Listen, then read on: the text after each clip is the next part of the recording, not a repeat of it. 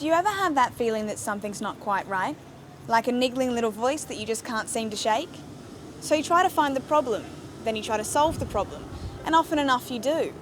But then there's that voice again, and another problem. Before too long, your life has become the problem that you're desperately trying to solve. As a sensitive person, I look around the world and feel an overwhelming presence of pain and suffering, and I think it's time we take a closer look at what's really going on. I see people seeking distraction in consumerism and their idealistic goals for the future. I see them attempt to manipulate and control everything that comes in the way between them and their constant pursuit for happiness. But I see that this is getting us nowhere, and I'm wondering, what exactly do we think we're doing? So that's how I came to meet David Coles, a man that's dedicated his life to understanding human behaviour and has an interesting take on the human mind, or as he calls it, the problem-solving mind. The problem-solving mind is a description for how our brain actually works.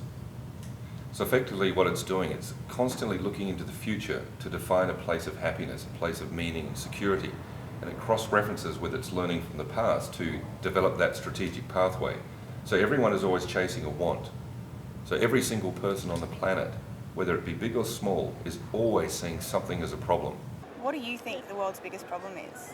Ignorance, miscommunication. Yeah. Population. Too many of us. Most people don't even realise that they're doing it.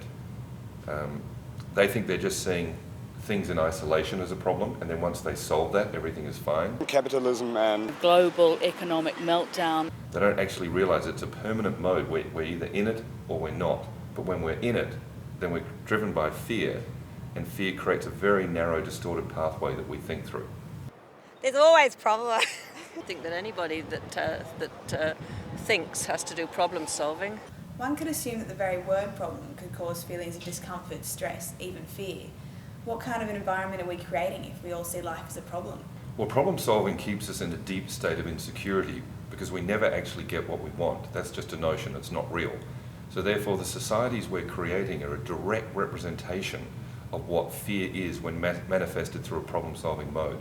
it's a pretty sad situation at the moment. Well, I think it's worrying. It's frustrating. If we set out thinking that we're going to solve everything, we will always be disappointed. In our insatiable pursuit of happiness, we problem solve to try and fulfill our dreams and desires in life. But as we're in a fear-driven mode, the end result is all we're actually creating is a world that represents the fear of what we may not be.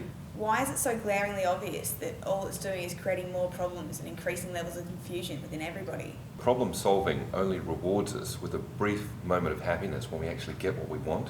And as we're in a problem solving mode, the second we get what we want, our mind is now alert for the next stage of what it thinks that happiness will come from. And the more we go through that process, the more dissatisfied and disillusioned we become. Hence we perceptually see life as a bigger problem as it goes along. In your book, The Insanity of Humanity, you explain that problem solving is directly linked to our survival, that our basic fight or flight instinct is the response system that kicks in when we're afraid or we perceive there to be a threat or a problem. How exactly do we decide what is or isn't a problem? Look, we decide that something is a problem when we think that what we want is different to the way life actually is. So we build a strategic pathway to try and get ourselves to that place. But of course it means we're never actually indulging in any reality because our notion of where we think we are and where we think we want to be are all a false perception driven by fear. What are you most afraid of in life? What I'm afraid of? Can you expand on fear? What do you mean fear? I don't know. Not like getting where I want and like going down the wrong paths and stuff. Look, most people don't even know they're functioning in a problem-solving mode, hence meaning they're in that all the time. So let alone knowing that fear is the constant guide of their reality, they think they only feel fear when they come across a big problem, something huge that's disturbing their reality, and hence the fear is so overwhelming that they get stuck in that. Do you think that there's any way that we could function outside of problem solving? No, absolutely not. No. There's always problems in life, isn't there? Well, look, the first thing we have to acknowledge and sit in the truth of the fact that we are actually living permanently in a state of fear. I think the richest man in the world has problems. The whole planet's stuffed. It never goes away. Fear creates a very narrow vision of life, so we're not absorbing the entirety of it. And of course that leads to emotional repression, because we can only feel as much as we allow ourselves to actually see and absorb. So do you see any possibility for change? Yeah, but I don't think it'll be likely.